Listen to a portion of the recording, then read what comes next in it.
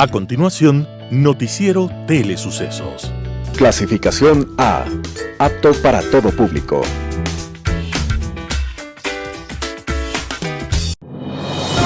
Inicie el día bien informado. El mejor noticiero de la mañana informando para usted. Noticiero Telesucesos. Primera parte del noticiero Telesucesos con las noticias más importantes del día. Estimados televidentes, bienvenidos a una emisión más de su noticiero Telesucesos. Un día como hoy. Nunca, en toda la historia, el mundo ha visto una explosión del pensamiento y del arte como la del Renacimiento. En especial la escultura y la poesía tuvieron brillos que todavía nos deslumbran y que siguen siendo insuperables. Uno de esos personajes monumentales de la escultura y la pintura fue Miguel Ángel Buonarroti, quien poco tiempo después de nacer fue entregado a una nodriza que se encargó de amamantarlo y darle los primeros cuidados. Esta mujer trabajaba en una cantera y era una simple picapedrera. Por eso Miguel Ángel decía: de mi nodriza mamé la piedra y el amor por el cincel. Por eso soy escultor. Por suerte para Miguel Ángel, para la humanidad y para el arte, era una época en la que los gobernantes pensaban en la cultura, y el artista fue protegido por la familia Medici, que lo impulsó a realizar grandes obras que hoy siguen causando asombro y admiración. La más grande obra de la pintura monumental es, sin duda, el techo de la Capilla Sixtina.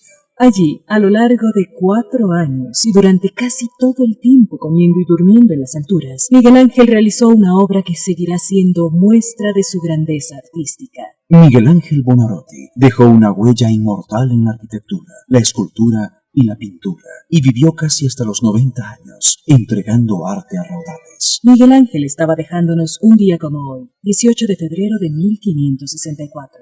Y nos dejó su huella de gran artista en tantos campos, de su recia personalidad, y el regalo de cada pincelada y cada golpe de cincel. Inicie el día bien informado. Titulares. El presupuesto para bonos y ayuda social aumentó 133%. Vaticano pide respeto a medidas contra el COVID-19 en misas de Semana Santa. Un segundo cargamento de dosis de vacunas llegará hasta el viernes 19. Segmento legal, cambios en las restricciones de circulación vehicular en Quito. Y recordatorio, hasta el 31 de marzo se deberá pagar la contribución única y temporal. El alcalde de Quito, Jorge Yunda, se refiere a la vinculación en la investigación por compra de pruebas para COVID-19. Informe semanal de Ecuador Verifica. En tributación de hoy se hablará de límites de deductibilidad. Segmento de opinión hacia la segunda vuelta. En política internacional, paradoja. Y en editoriales, Oscar Vela, lecturas electorales. Aurelio Paredes, Gustavo, te fuiste sin jamás devolverme la botella. Y Monseñor Julio Parilla en la cuerda floja. Noticias del día con Carla Sánchez. El presupuesto para bonos y ayudas sociales aumentó un 133%. En mayo de 2017, el gasto en protección social, que incluye bonos y otras ayudas directas, llegaba a 643 millones anuales. La compensación a funcionarios públicos de salud, educación, significaría un 65,1 millones. 4 años después, el presupuesto para esos fines ha crecido un 133%, con lo que para 2021 se proyecta un monto de 1.500 millones de dólares. En 2020, el gobierno desembolsó 1.022 millones de dólares debido a que se crearon mecanismos coyunturales como los bonos de protección familiar. Además, en septiembre se incluyeron 225.000 beneficiarios más del Bono de Desarrollo Humano. Desde noviembre de 2020, el gobierno ha acumulado una sucesión de anuncios sobre nuevas ayudas sociales de emergencia. Solo en esos aspectos, el presupuesto estimado por el Ministerio de Economía es de 350 millones de dólares. El bono de desempleo significa un gasto adicional de 286 millones de dólares en 2021. A eso hay que sumar otros anuncios, como el bono de $200 por una sola vez a funcionarios públicos de las áreas de salud, educación y seguridad. El Vaticano pide respeto a medidas contra el COVID-19 en misas para Semana Santa. La Congregación para el Culto Divino y la Disciplina de los Sacramentos del Vaticano dio indicaciones para celebrar por segundo año una Semana Santa bajo la pandemia y pidió que se respeten las medidas restrictivas prescritas por las autoridades para evitar los contagios. Estamos afrontando todavía el drama de la pandemia del COVID-19 que ha provocado muchos cambios, incluso en la forma habitual de celebrar la liturgia. Las normas y directrices contenidas en los libros litúrgicos concebidas para tiempos normales no son enteramente aplicables en tiempos excepcionales de crisis como estos, recordó esta institución vaticana. Por tanto, se renovaron las indicaciones ya dadas el año pasado y se pidió respeto para las próximas celebraciones pascuales que se adecúen a la situación particular de los países. Ante las restricciones que en algunos países suponen los cierres de los lugares de culto, el Vaticano insistió en que el uso de los medios de comunicación social han ayudado mucho a los pastores a ofrecer apoyo y cercanía a sus comunidades durante la pandemia. También se sugirió facilitar y privilegiar la difusión mediática de las celebraciones presididas por el obispo, animando a los fieles que no puedan asistir a su propia iglesia a seguir las celebraciones diocenas como signo de unidad. En estas celebraciones, de acuerdo con la Conferencia Episcopal, se debe prestar atención a algunos momentos y gestos particulares, respetando las exigencias sanitarias, agregaron. Un segundo cargamento de dosis de vacunas llegaría hasta el viernes 19 de febrero. Un segundo cargamento de dosis de vacunas de Pfizer para el coronavirus llegará finalizando esta semana al Ecuador. Así lo anunció el gobierno mediante un comunicado en el que no se precisó el día ni la hora. Arribarán 16.380 dosis y la próxima semana 17.500. En marzo, 155.000 dosis, conforme a la planificación establecida con el lote de 16.380 que se vacunarán al 100% del personal de salud de los hospitales COVID del país, así como el 100% de los adultos mayores en los centros geriátricos públicos y privados y a su personal, mencionó el gobierno. La cantidad de dosis negociadas es del 18,09 millones, distribuida de la siguiente manera: Pfizer-BioNTech 6 millones, AstraZeneca Oxford 5,04 millones, Iniciativa COVAX Facility de la Organización Mundial de la Salud OMS 7,05 millones. Novedades legales a cargo del estudio jurídico Naranjo Martínez. Cambios en las restricciones de circulación vehicular en Quito. Mediante la resolución número A009/2021, el alcalde del Distrito Metropolitano de Quito estableció nuevas medidas de circulación vehicular aplicables entre el 13 de febrero y 31 de marzo de 2021. En lo principal, se reemplaza el plan de restricción vehicular Hoy Circula, que no restringía la circulación vehicular 3 días a la semana, por el plan Hoy No Circula, que restringe la circulación de vehículos en función del último dígito de su placa durante 2 días laborables de la semana, entre las 6 de la mañana y 20 horas, y las zonas urbanas del Distrito Metropolitano de Quito. Los días de restricción según el último dígito de la placa son los siguientes: lunes 0, 1, 2 y 3, martes 2, 3, 4, 5, miércoles 4, 5, 6, 7, jueves 6, 7, 8, 9, viernes 0, 1, 8, 9, sábado, domingo y feriados libre circulación. En los siguientes enlaces se encontrará la resolución referida, así como los respectivos instructivos emitidos por la Secretaría de Movilidad para su aplicación. Resolución A009/2021 del alcalde del Distrito Metropolitano de Quito. Resolución número SM 2021/021 de la Secretaría de Movilidad del Distrito Metropolitano de Quito, que regula los detalles de resolución del alcalde. Recordatorio: hasta el 31 de marzo se deberá pagar la contribución única y temporal. Recordemos que entre el 1 de enero y 31 de marzo de 2021 se deberá pagar la contribución única y temporal que fue establecida a través de la Ley Orgánica de Simplificación de Progresividad Tributaria 1 para los ejercicios fiscales 2020, 2021 y 2022. Son sujetos pasivos de la contribución única y temporal a sociedades, incluidas las sucursales de sociedades extranjeras residentes en el país y los establecimientos permanentes de sociedades extranjeras no residentes que realicen actividades económicas y que en el ejercicio fiscal 2018 hayan generado ingresos grabados iguales o superiores de $1 millón de los Estados Unidos de América. Inclusive, aquellas sociedades que se encuentren bajo el régimen del impuesto a la renta único, previsto en el artículo 27 de la Ley de Régimen Tributario Interno. Esta contribución se declarará y pagará en el formulario 124, contribución única y temporal dispuesta en la Ley Orgánica de Simplificación y Progresividad Tributaria, a través del portal web institucional del Servicio de Rentas Internas www.sri.gov.es. El artículo 56 de la ley dispone que las sociedades que realicen actividades económicas y que hayan generado ingresos grabados iguales o superiores a $1 millón de los Estados Unidos de América en el ejercicio fiscal 2018 pagarán una contribución única y temporal para los ejercicios fiscales 2020, 2021 y 2022 sobre dichos ingresos. De acuerdo con la tabla establecida en el mencionado artículo, las sociedades pagarán la contribución única y temporal teniendo como referencia el total de ingresos grabados contenidos en la declaración del impuesto a la renta del ejercicio 2028, inclusive ingresos que se encuentran bajo un régimen de impuesto a la renta único.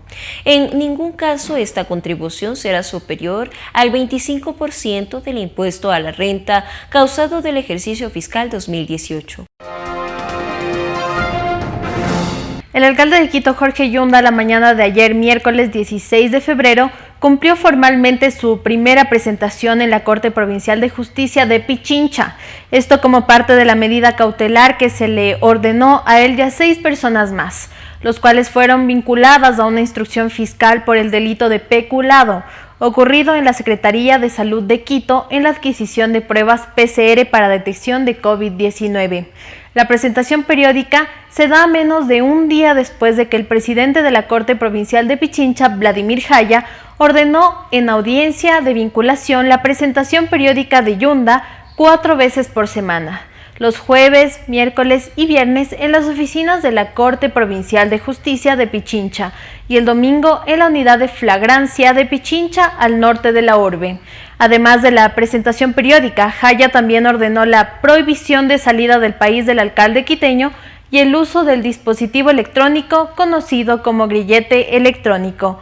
Con respecto al proceso de investigación que se lleva a cabo en su contra, el alcalde capitalino señala que se dará un proceso de investigación donde podamos nosotros también hacer nuestro legítimo derecho de la defensa, porque la Fiscalía no ha tomado en cuenta muchos elementos en donde el alcalde de Quito en 42 instituciones no participa en eventos precontractuales ni contractuales, ni de administración de contratos, ni de adjudicación. Y en este caso es un caso de una injusticia frente inclusive a la academia de la doctora Jimena Barca, una persona, una médica que ha estado toda su vida ligada a la academia, profesora universitaria, a la investigación, y desde la comunidad científica, la doctora Linda Guamán, que han sido también vinculados en esta investigación y que seguros estamos todo el equipo de que saldremos airosos frente a esta situación de injusticia. El portal 4 Pelagatos ha informado que existen audios en los que se habla de la compra de las pruebas PCR para detectar COVID-19 que hizo el año pasado la Secretaría de Salud del municipio de Quito, que involucraría al alcalde Jorge Yunda. Al respecto, Yunda sostiene: no hemos podido conocer esos chats y esos audios. Ahora que hay una instrucción fiscal, desde luego que los vamos a conocer, nos darán a conocer para hacer el legítimo derecho a la defensa y para nosotros podernos pronunciar. Pero usted mismo, Milton, recordará que me entrevistó en aquel entonces, cuando hubo un informe de la UDLA en la que refería que había una disminución de la sensibilidad de estas pruebas, en donde evidentemente con la responsabilidad que me caracteriza como alcalde y como médico, dispuse que se hagan otras validaciones, y esto fue una validación en el Korea Testing Certification, la máxima autoridad sanitaria de Corea del Sur, que ratifica la sensibilidad y la efectividad de estas pruebas. Igual manera se debatió y se discutió en el Consejo Metropolitano, compuesto por 21 concejales y el alcalde, que también se dispuso que un laboratorio privado con presencia en decenas de países en el mundo, con sede en la Alemania, como es SynLab, también puedan validar estas pruebas, concluyendo que las pruebas tenían más del 95% de sensibilidad con menos de 100 copias de virus. Estos son los temas que no están en el expediente, que no se han difundido en las audiencias y que ahora que hay ya un proceso jurídico donde ejerceremos nuestra legítima defensa, y ahí con la doctora Linda Guamán, la doctora Jimena Barca, que han sido también procesadas y puestas medidas cautelares, que sentimos que la academia y la comunidad científica han sido laceradas por eso, por estas circunstancias, lo demostraremos hasta la saciedad y saldremos totalmente avante. Una polémica se generó entre el alcalde de Quito, Jorge Yunda, y el concejal Bernardo Abad, luego de que la Fiscalía abriera una investigación contra el burgomaestre y otros funcionarios de la Secretaría de Salud por presunto peculado en la adquisición de pruebas PCR para detectar COVID-19.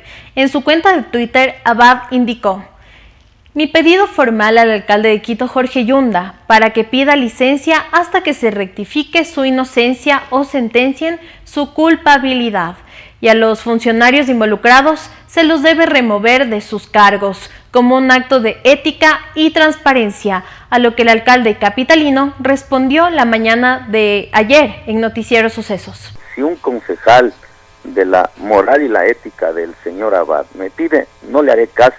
Pero si es que en democracia, en 3/4 partes de los concejales que dice la norma, me dicen que me vaya a la casa, me iré a la casa, pues no puedo ir en contra de las leyes, pero no de lo que dice un señor descalificado. El alcalde de Quito informó que ha solicitado al Ministerio de Salud apruebe la adquisición de vacunas por parte del municipio de Quito. Sin embargo, no ha obtenido una respuesta favorable, resaltando que cada día que pasa hay más muertos y así la economía no podrá reactivarse. Escuchemos. Mire, nosotros hemos venido haciendo este seguimiento desde muchos meses atrás, justamente con el comité científico que apoya a la Secretaría de Salud, liderado por la doctora Jimena Barca, liderado por la doctora Linda Guamán, con científicos de diferentes partes del Ecuador se ha venido trabajando cuáles son las vacunas más adecuadas para Quito. Y desde hace varios meses nosotros hemos venido haciendo el seguimiento con una serie de laboratorios y proveedores, porque acuérdense que las vacunas, al igual que las pruebas, cada día que pasan serán mucho más baratas, pero cada día que pasan habrán más muertos, y la economía en esta ciudad no se podrá reactivar, porque la gente también ya se ha cansado, ya está en una especie de, diríamos, de agotamiento de la pandemia, en donde vemos que no se puede reactivar la economía de esta ciudad.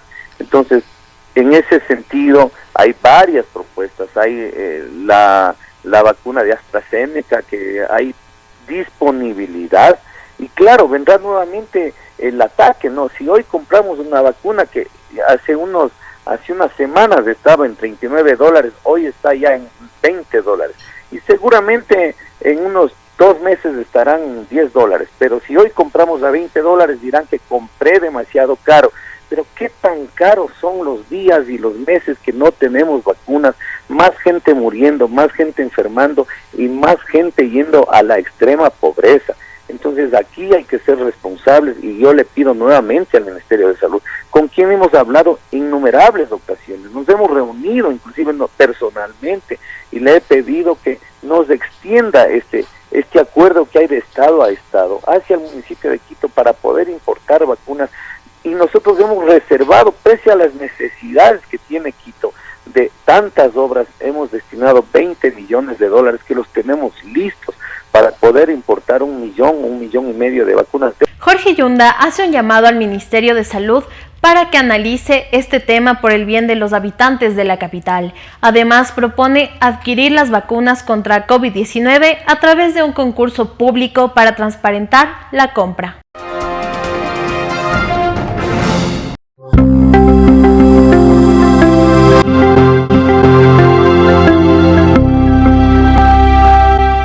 Esta semana en Ecuador Verifica analizamos una fotografía en la que supuestamente el presidente Lenín Moreno habría mostrado la papeleta presidencial marcada a favor del candidato Guillermo Lasso. Esta información es falsa. Los verificadores de AFP detectaron que se realizó un montaje a una imagen de 2017 cuando Moreno era candidato a la presidencia. También un mensaje que circula por WhatsApp indica que para sufragar en segunda vuelta la ciudadanía requerirá el certificado de votación de la primera vuelta. Esta información es falsa, ya que el único requisito para participar en las elecciones es la cédula de identidad. En Twitter se ha viralizado una publicación que asegura que los votos para el candidato Yacu Pérez habrían sido anulados y que el porcentaje de votos nulos y votos válidos para el también candidato Guillermo Lasso habrían aumentado. La publicación se viralizó cuando el conteo de votos todavía continuaba y el Consejo Nacional Electoral desmintió esta información. En nuestra sección de alfabetización digital te explicamos cómo funcionan los troll center.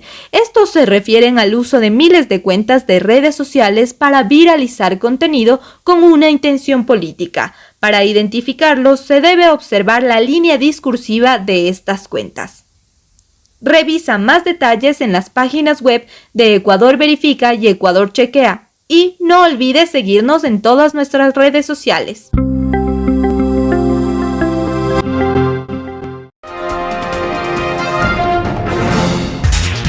Tributación de hoy con Cristina Trujillo. Hola, soy Cristina Trujillo de Tributación de hoy. Muy buenos días en su noticiero de Telesucesos.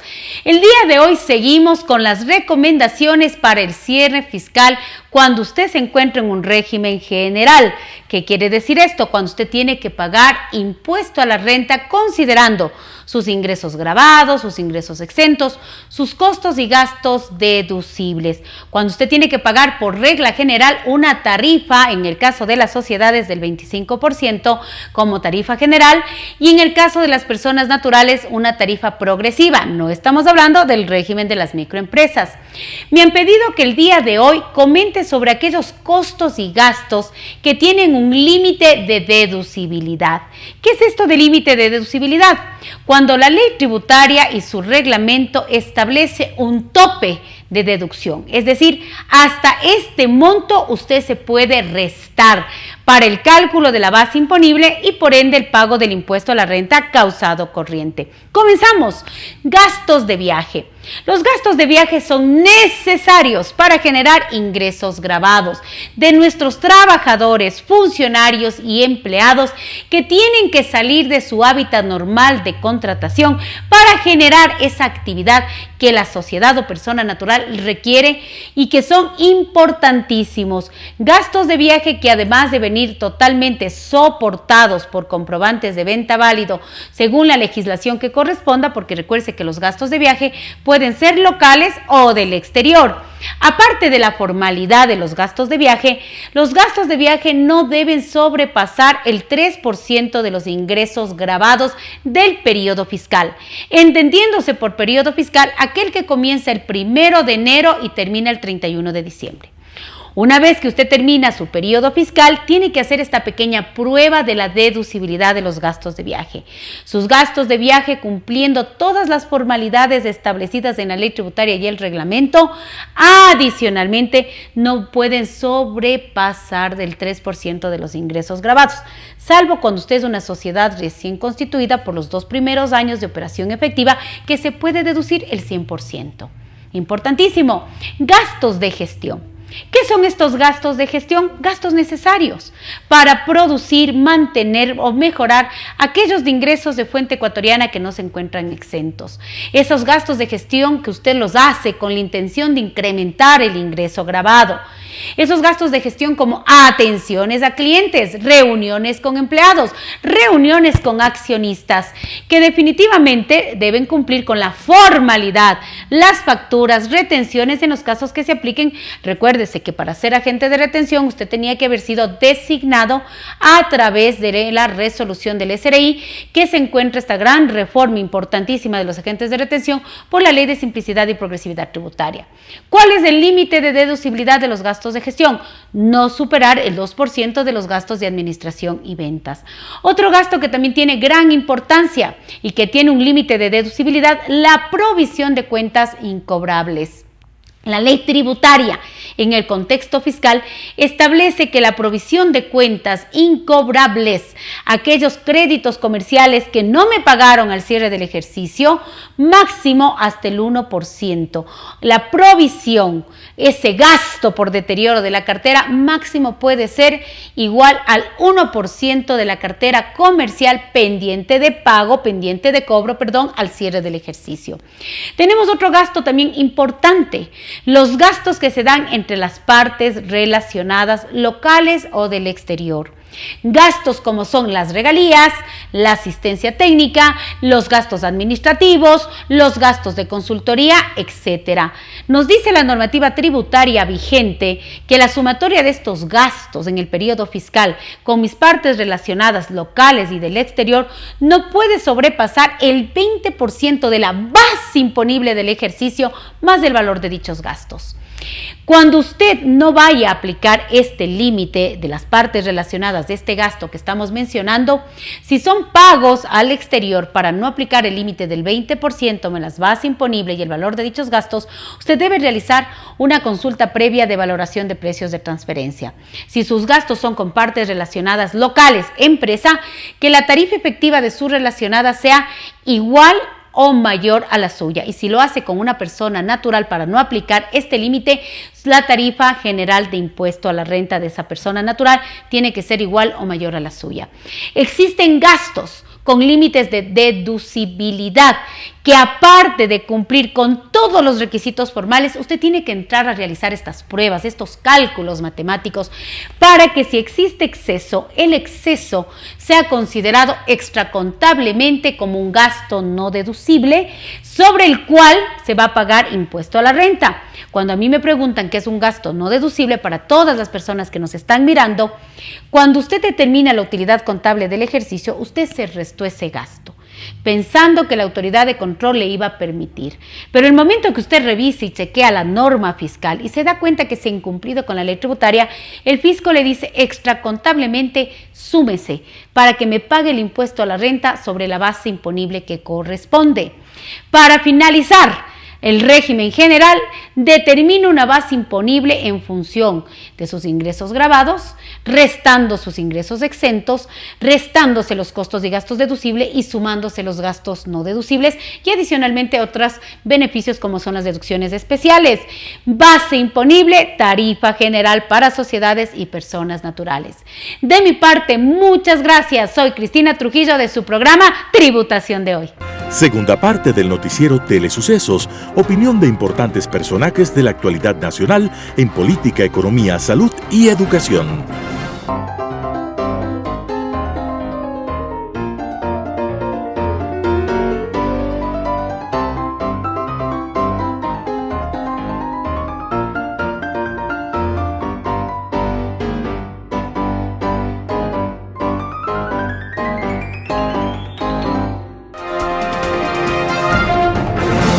Ecuador está de luto.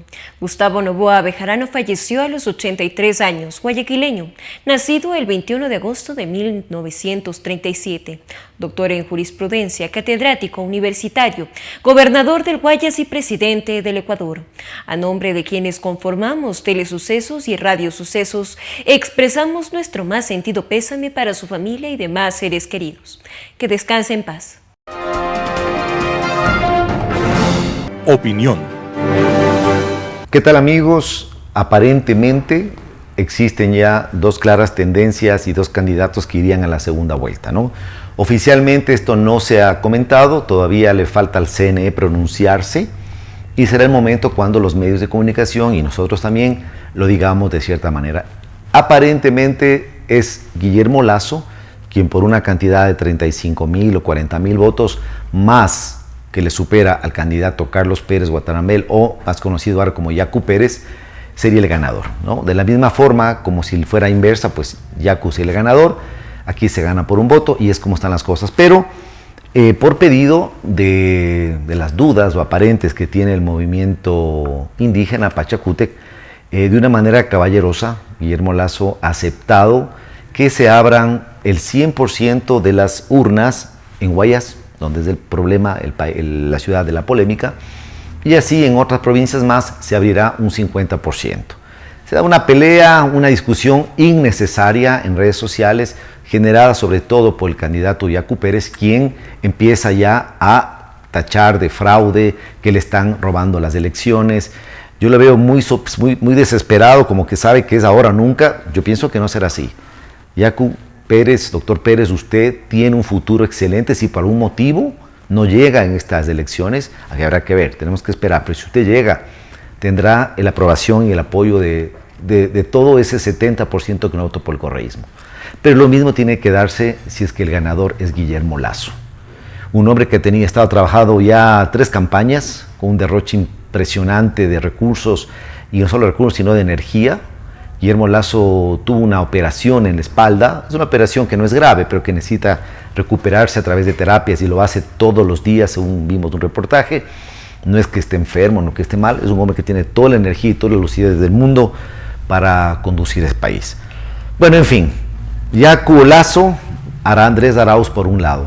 Estos señores Yacu y Lasso tienen ya que presionar al CNE para que hagan un reconteo rápido de votos y se pueda proclamar de manera limpia, legal, con los asesores y los supervisores de mesa de los partidos políticos, no solo los partidos políticos de Pachacútec y de Creo, sino los representantes de los otros partidos. Sería importante sobre todo que estén de los partidos que sacaron el 3er lugar, el 4º lugar, el 5º lugar, por lo menos para darle un poquito más de credibilidad y seriedad a este tema, ¿no? Así que el ganador, quien se proclame ganador, pues puede hacerlo con legitimidad y no dejando ninguna duda.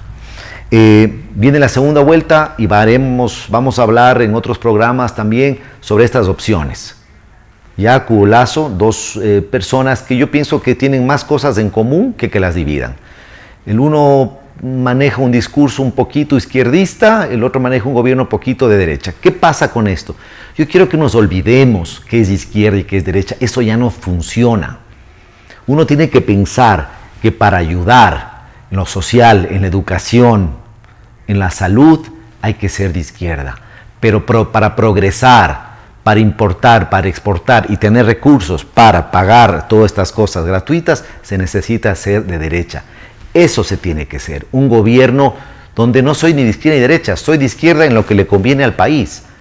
Soy de derecha en lo que le conviene al país. Tengo un Ministerio de Relaciones Exteriores y de Producción que hacen negocios con el mundo, con países que le convenga al Ecuador. Nos conviene los Estados Unidos porque es el primer mercado de exportación de productos ecuatorianos. Nos conviene Europa, nos conviene Italia, nos conviene España, nos conviene por el chocolate. Entonces nos conviene también la China, también nos conviene para poder exportar. Pero ten mucho cuidado que lo chino invada al Ecuador con productos muy baratos. Tenemos que prepararnos para los acuerdos. El Ecuador tiene que progresar y estar así como hemos estado, no hemos progresado. Han sido 14 años.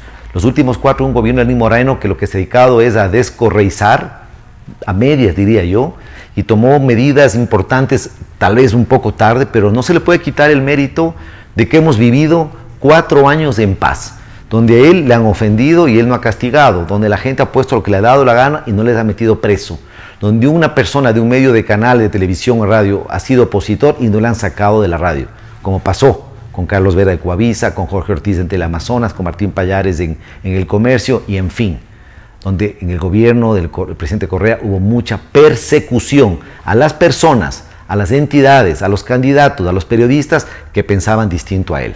La CNAIN era un verdadero centro de operaciones para contrarrestar y generar temor a las personas. Lo hicieron, y lo sé por primera persona, porque a mí me lo hicieron también. Solamente eso, amigos, vamos a esperar los datos oficiales y en función de eso pues hablaremos de cada candidato y esperamos poder invitar a personas de cada uno de los sectores, de los dos sectores que van a la segunda vuelta, para escucharlos y conocerlos mejor, porque haré preguntas profundas de que mucha gente no sabe. Que no tengan miedo de venir acá. Vamos a confesarnos, vamos a hablar tranquilo, de frente al pueblo, ya que no podemos elegir si no sabemos quién es el candidato. No vamos a votar por el que está atrás, por Correa porque es del de los, supuestamente el títere de este, ni tampoco por Lazo porque le han dicho sus papás o sus amigos. Vamos a tratar de entender por qué tenemos que votar por el uno o por el otro. Y que gane el mejor, y que gane el Ecuador. Global Hoy con Alan Carney. Durante el largo fin de semana del carnaval, han circulado noticias muy alarmantes sobre la situación del abastecimiento, o más bien del desabastecimiento, de supermercados en la República Argentina. Las imágenes muestran los vacíos anaqueles de varios establecimientos y los rótulos externos informando que no se podrá vender más de una funda de una serie de productos de primera necesidad como el azúcar, el aceite o la pasta por persona. En 1945, terminada la Segunda Guerra Mundial en Europa, los efectos del terrible conflicto se hacían notar en las muy graves limitaciones que numerosos países europeos atravesaban en lo que a la alimentación se refiere. Las opciones para proveerse de lo necesario hasta recuperar la capacidad productiva de esos países después de la guerra no eran muchas. En ese momento, Argentina apareció como el granero y la granja de Europa, abasteciendo durante varios años de trigo y de carne a varios países. En el proceso, como es natural, Argentina se convirtió en uno de los países más ricos del mundo, al punto que su economía pasó a ser la séptima economía mundial. Justamente en ese año, un pintoresco personaje salido de las Fuerzas Armadas, profundo admirador de Mussolini y de Hitler, crea un partido político basado en un modelo de organización y gestión perfectamente copiados del fascismo italiano y del nazismo alemán. Como en estos, había que inventar un culpable malvado, causa y raíz de todos los males, y generar una narrativa de redención casi bíblica. La figura del profeta guiando a su pueblo, infalible y segura, es la que se vende a una masa a la que solo se exige adoración. El personaje claro es Juan Domingo Perón y el partido que funda, el Justicialista, nombre prácticamente olvidado, reemplazado en el futuro por el de su fundador, al que se empezará a conocer ya solo como peronismo, y que adopta un tinte casi religioso que incluye la elevación a los altares prácticamente de su esposa muerta, la actriz Eva Duarte, Evita para los amigos. La Argentina se vuelve tierra de acogida de algunos personajes de muy dudosa calaña, como es el caso de Adolf Eichmann, el brazo derecho de Himmler, y uno de los arquitectos de la llamada Solución Final, el proyecto estrella de la afiebrada mente de Hitler, que era el exterminio de la población judía europea. Varios criminales de guerra croatas, austríacos, alemanes encuentran refugio y son acogidos y bien en la Argentina de Perón. Al margen de los devaneos ideológicos y de las simpatías fascistas de su líder máximo, vale la pena hacer las cuentas de lo que ha debido pagar el país al ser descarrilado por un proyecto populista que no ha estado de dejar presente decisivamente en la política argentina durante los últimos 75 años. Esas cuentas hoy significan la desnutrición del 35% de los niños y jóvenes argentinos, la destrucción masiva de riqueza por el abandono de actividades agrícolas, comerciales e industriales, ante la desmotivación de los emprendedores y empresarios por los controles de precios absurdos que prácticamente determinan la liquidación en el corto o mediano plazo de las empresas. Como a muy pocos les interesa suicidarse en un país que les da la espalda, optan por migrar a otros entornos menos tóxicos o más acogedores. Así, vemos como importantes capitales y tecnologías optan por emigrar a Uruguay, al Paraguay, a Brasil o a Chile, donde el know-how que indiscutiblemente posee el empresariado agrario argentino está produciendo resultados espectaculares. Mientras tanto, el país ha caído del 7º lugar en el mundo al sitio 70. En efecto, un puesto menos por año durante estos 75 años de peronismo. Con mucha pena, asistimos también a una sequía lamentable en lo intelectual, donde esa cosecha esplendorosa que produjo la Argentina para el mundo, con autores como Jorge Luis Borges, Cortázar o Ernesto Sábato, no se la volvió a ver. Lo que sí se ve es la impudicia del poder, la desvergüenza y el saqueo. Los hombres de confianza del liderazgo kirchnerista, la versión siglo XXI del peronismo, contando los billetes de los sobornos y de las coimas, lanzando sacos con millones de dólares a conventos para ocultarlos, con cientos de propiedades y miles de hectáreas mal habidas, hoteles de lujo, yates, aviones.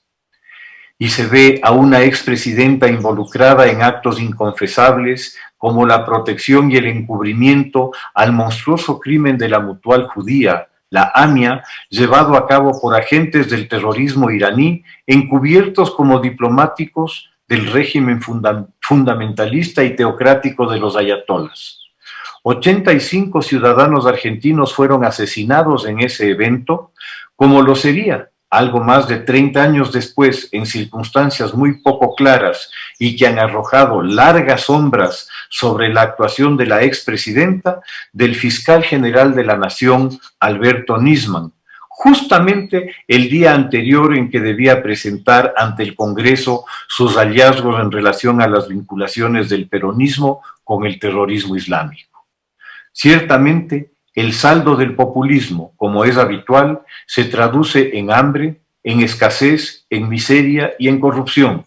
Justo es decir, parafraseando la canción, hoy lloro por ti, Argentina. Muchas gracias. Editorial con Carla Sánchez. Lecturas electorales.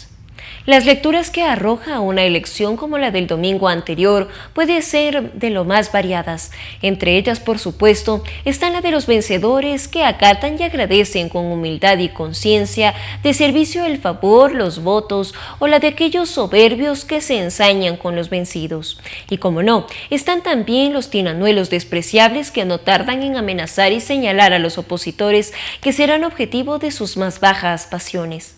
Entre las sorpresas está la contundente votación de centro-izquierda, reflejada especialmente en Pachacutic, y la renacida izquierda democrática. El discurso fresco de sus candidatos, su mensaje claro y sin vacilaciones a favor de la aplicación y tutela efectiva de los derechos humanos, tuvo un efecto definitivo en la población y sobre todo en los jóvenes, que representan más del 65% del padrón. Una lectura correcta de esta votación debe dejar muchas enseñanzas a los demás candidatos. Pese a que el correísmo ha venido decayendo progresivamente en las elecciones desde hace varios años, mantiene aún una base dura que se consolida y crece incluso en las provincias de la costa, pero que se desinfla de manera incontenible en la sierra y el oriente. Su propuesta, como siempre populista y mañosa, fue ofrecer dinero a los más pobres, una compra de votos que no ha sido ni investigada ni sancionada y que con el paso de los días se diluye en explicaciones, continfrescas y volteretas y nuevos engaños. Sin embargo, mucha gente se jugó otra vez por la pura expectativa, lejana, pero expectativa al fin de que aquellas mentiras se hagan realidad. Entre los aspectos negativos de este proceso electoral está la proliferación de candidatos presidenciales sin opciones, algo que anticipó hasta el cansancio y que concluyó como estaba previsto, con la derrota triste, humillante y vergonzosa de casi todos los opositores, cuyos egos, ambiciones y jugarretas políticas una vez más le han salido demasiado caro al país. Pero sin duda, lo peor y más doloroso de esta elección ha sido el racismo y la discriminación que inundan las redes y los espacios públicos cuando se refieren a candidatos indígenas. No solo parece que seguimos arrastrando la inmunidad, estupidez e insensatez del pasado, sino que además para este tipo de prácticas y actitudes crueles y aberrantes nos alineamos dócilmente con los tiranos a los que rechazamos de labios para afuera, pero que a veces se parecen tanto a nosotros a la hora de denigrar, insultar y descalificar a opositores y contradictores. Si leemos bien estos resultados, notaremos que un mayoritario segmento de la población votó el domingo anterior por la democracia y por la defensa irrestricta, efectiva e ineludible de los derechos humanos. Las bases de la unión de los demás candidatos frente al totalitarismo están ahí, en la división de poderes, en la inconstitucionalidad y sobre todo en el respeto por todas las personas sin distinción alguna. Aurelio Paredes, periodista de profesión, empezó en 1982 como reportero radical y escaló posiciones hasta llegar a ser editor de deportes de diario El Universo de Guayaquil, considerado el matutino de mayor circulación en el Ecuador. Director de revista Estadio Deportiva y editor de la revista Vistazo en Política y Actualidad, presentador de televisión en varios programas deportivos, columnista de deportes y páginas humorísticas bajo el seudónimo de Delado y guionista empírico en algunos programas de la televisión ecuatoriana. En la función pública fue director de comunicación de la Procuraduría General del Estado y en la empresa privada, director de la Federación Deportiva Nacional del Ecuador. Editorial. Gustavo, te fuiste sin jamás devolverme la botella. Anécdota. Vallenita, 1976. Tenía 16 años y estudiaba en quinto curso, Filosóficos Sociales, del Cristóbal Colón. Estábamos en la tradicional convivencia de Vallenita y al salir de la primera charla en horas de la tarde, tras el receso, nos dieron una hora libre. Fui a mi cuarto a buscar un pantalón de baño para ir al mar con los compañeros y al coger mi maleta vi que había sido abierta. Al revisar, no estaba una botella de whisky que había llevado, botella que me la había robado de la bodega de mi padre. Era una Presidente. Todavía recuerdo la marca. Monté en cólera e impulsivo como era, fui a reclamarle a Gustavo. Así podía que lo llamen y que lo traten de tú. Iracundo, irrespetuoso y desenfadado le dije que me habían robado. Inventé que también me había pedido un dinero, que no podía ser posible que abran mi maleta sin mi autorización, que eso era un delito, que abrir una maleta era como violar la correspondencia, que eso no se hacía, que estaban haciendo lo contrario a lo que enseñaban y bla, bla, bla. Él, sereno, súper sereno, me miraba sin decir nada. Luego, energético y con voz fuerte, me dijo: ¿cuál de estas tres es tu botella? Y señalé la de Presidente. Esa botella, como estas otras dos que no han venido a ser reclamadas, están incautadas. Esta es una convivencia, un retiro espiritual. Acá se viene a reflexionar, a acercarse a Dios, a tener normas de vida, no a chupar ni a hacer relajo. Esto no es un paseo. Si quieres tu botella, te la devuelvo el día lunes cuando la vayas a retirar de tu representante, me dijo. Yo seguí reclamando por la apertura de la maleta y cada vez más enojado. Mientras veía que en esa mesa estaba mi botella, además de las otras dos, varias cajetillas de cigarros, naipes y revistas pornográficas, le decía: te salió buena la requisa, y continué diciendo que entiendo que él pone las reglas y que es de su potestad ordenar que sus ayudantes revisen las maletas e incauten lo que previamente se había prohibido tener. pero que esa revisión no debía realizarse de la forma que se hizo con nuestros ausentes, que debía ser delante de la persona, no a escondidas como de vulgares ladrones. Al decir eso, Gustavo perdió la compostura, se paró de la silla y muy energético y visiblemente enojado me dijo: irrespetos no tolero.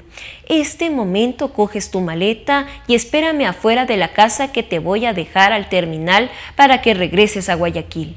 Estás expulsado del retiro y tu conducta será notificada al padre Sandoval, el rector, para la sanción correspondiente. Y tu botella puedes reclamarla el lunes si vas con tu representante, que seguro no sabe que la trajiste. Yo no quería volver a Guayaquil. ¿Qué decía en casa si volvía antes? Yo quería quedarme en la playa vacilando y regresar el domingo de tarde, como si nada. Yo le dije si no moleste en llevarme a ningún lado. Guayaquil no voy. No, jovencito.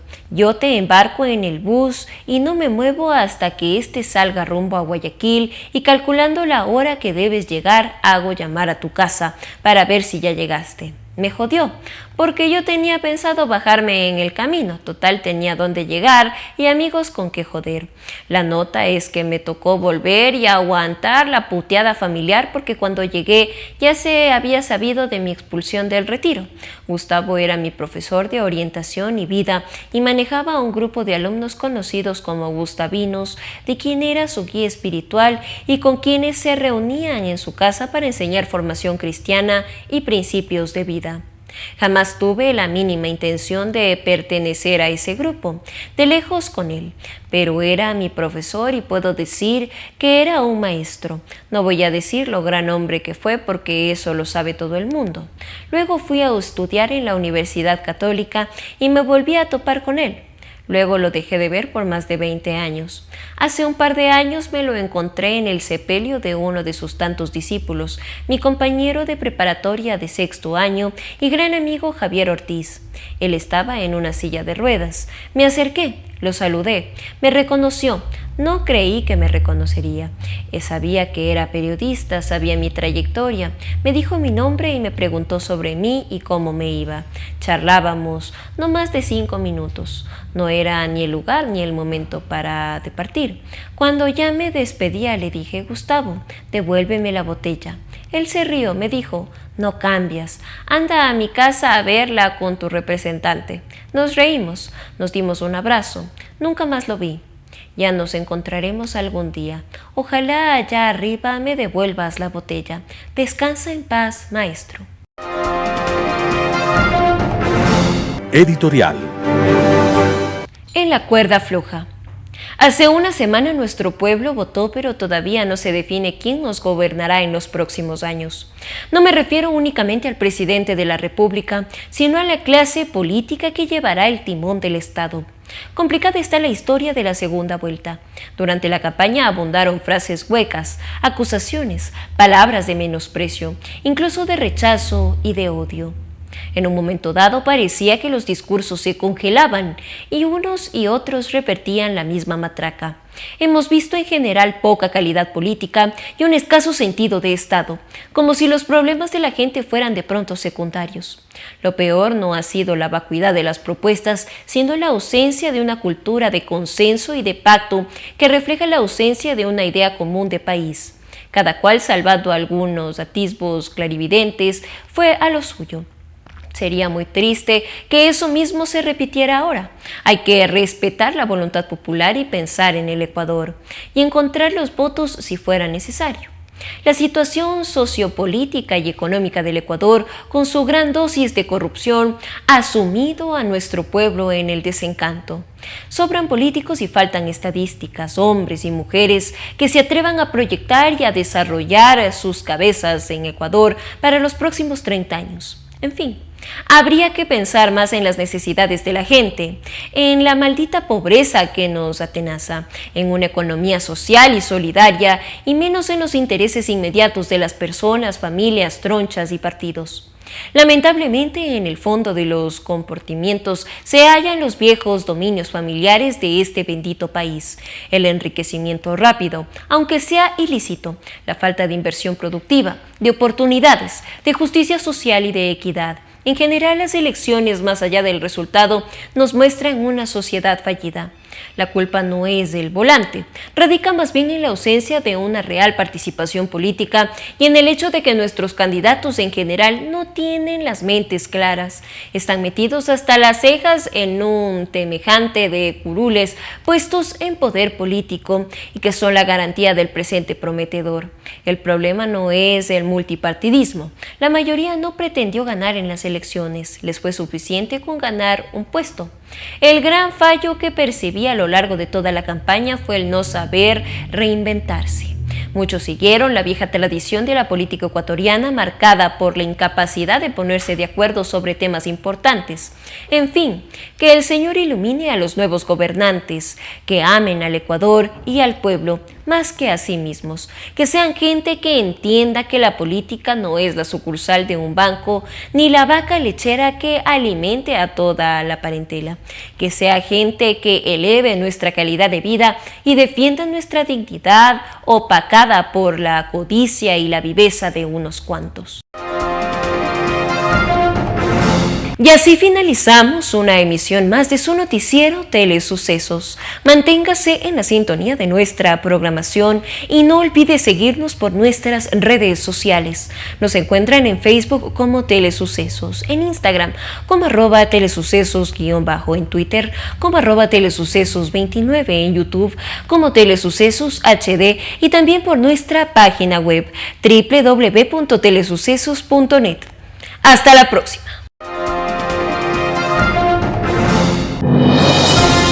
Lo mejor de la mañana informando para usted. Noticiero Telesucesos.